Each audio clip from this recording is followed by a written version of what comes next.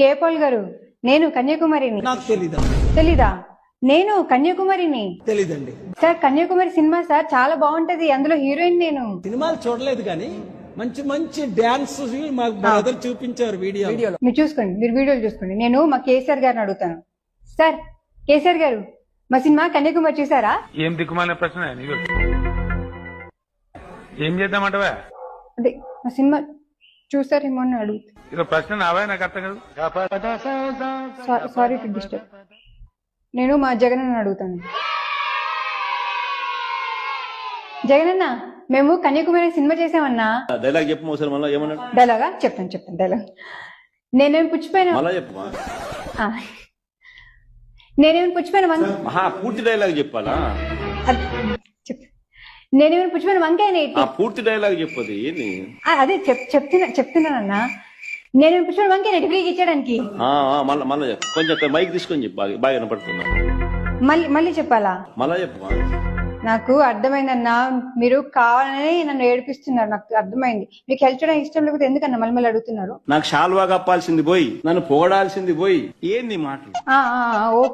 Okay అన్న sorry.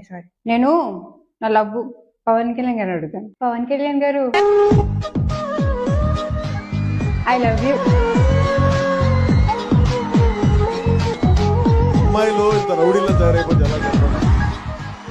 Sir మాది Srikakulam sir. మేము శ్రీకాకుళం మీద ఒక సినిమా తీసాం సార్. పుట్టిన నేల శ్రీకాకుళం నేల. అవును, మాతకి గుడి ఉన్న ఏకైక నేల శ్రీకాకుళం నేల. Correct sir.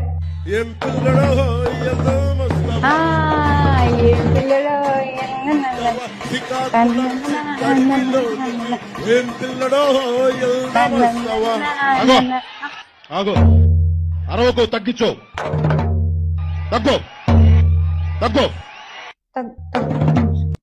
తగ్గు.